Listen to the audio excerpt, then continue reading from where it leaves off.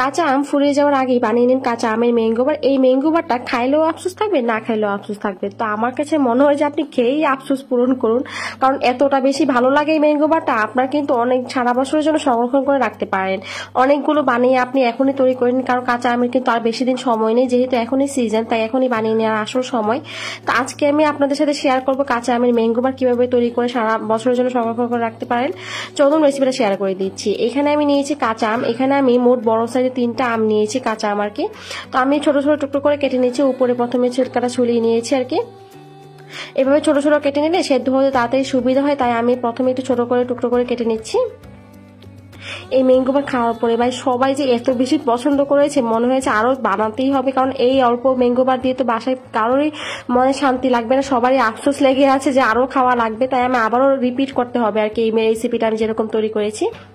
তো যাই হোক, এখানে আমি ম্যাঙ্গো বার বানানোর জন্য প্রথমে আমটা কিন্তু ভালোভাবে ধুয়ে নিয়েছি। ধুয়ে তারপরে আমি পানিতে সেদ্ধ করার জন্য দিয়ে দিয়েছি। তো ঢাকনা খুলে 5 মিনিট পর ঢাকনাটা খুলে নিয়েছি। 5 মিনিট পর আমটা মনে হচ্ছে মোটামুটি সেদ্ধ হয়েছে, এখনো পারফেক্টলি সেদ্ধ হয়নি। তো ঢাকনাটা আমি আবারও দিয়ে দিয়েছি, দিয়ে আমি আরো 5 মিনিট সেদ্ধ করেছি। এখন আমটা ঠিক ভালোভাবে গলে গিয়েছে। এখন দেখুন চাপ দিলে আমটা গলে যাচ্ছে। এই স্পেচালা দিয়ে কিন্তু আমি আমটাকে ভালোভাবে ম্যাশ করে নিচ্ছি আর কি। আপনারা চাইলে ব্লেন্ডারও করে নিতে পারেন, কিন্তু এভাবে করলেই হয়ে যায়, তাই আমি এভাবেই দেখাচ্ছি, আপনাদের সাথে শেয়ার করছি আর কি।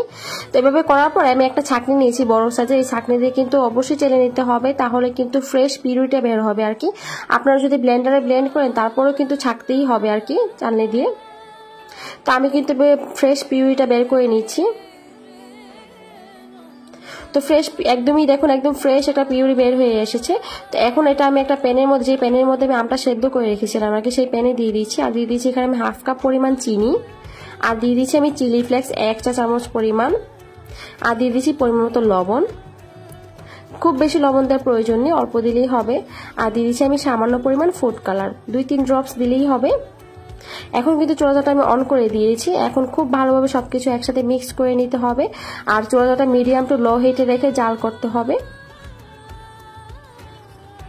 দেখবেন আস্তে আস্তে কিন্তু ঘন হতে শুরু করবে। আর এই আম যেহেতু এখন এত বেশি গরম পড়েছে, আসলে ছাদে আপনি যদি সকালবেলা তৈরি করেন, সারাদিন রাখলেই কিন্তু আপনার আম সত্ত্বা এমনিতেই তৈরি হয়ে যাবে, খুব বেশি সময়ও লাগবে না, একদিনই তৈরি হয়ে যায়।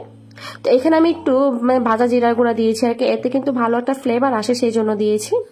নাড়তে নাড়তে যখন এরকম ঘন হয়ে আসবে, সেই পর্যায়ে বুঝতে হবে এখন আমসত্ত্বটা রেডি, একদম রেডি, বানানোর জন্য রেডি। অ্যাকচুয়ালি একদমই তো রেডি হয়নি, তো বানানোর জন্য রেডি আর কি। এখন আমি যেই পাত্রে সেট করবো আর কি, যে প্লেটের মধ্যে, তো সেই প্লেটে আমি একটু সরিষার তেল আগে থেকে মেখে যে যেন সুন্দরভাবে উঠে আসে যখন আমসত্ত্বটা শুকাবে আর কি। তো সেখানে আমি দিয়ে দিচ্ছি। তো দিয়ে আমি এটাকে ভালোভাবে সেট করে দিচ্ছি আর কি, সব দিকে সমানভাবে দিয়ে দিতে হবে। আর আমার বাসায় আমি এটা একদমই সকালের দিকে তৈরি করেছি, ধরুন সকালবেলা 10টার ভিতরে তৈরি করেছিলাম। সারা রাত দিন আমি ছাদে দিয়ে রেখেছিলাম আর কি। তো সেই পর্যায়ে আমি মোটামুটি প্রায় শুকিয়ে গিয়েছিল। তো পরের দিন আমি আবারও 12টা পর্যন্ত দিয়েছিলাম, তো একদমই শুকিয়ে গিয়েছে।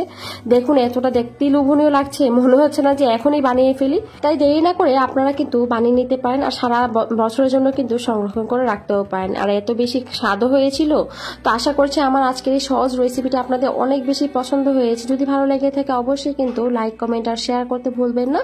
তো আপনারা জন্যই কিন্তু সহজ রেসিপিগুলো দেওয়ার চেষ্টা করি। আজকের মতো বিদায় নিচ্ছি, দেখা হবে নতুন কোনো রেসিপিতে। আল্লাহ হাফেজ।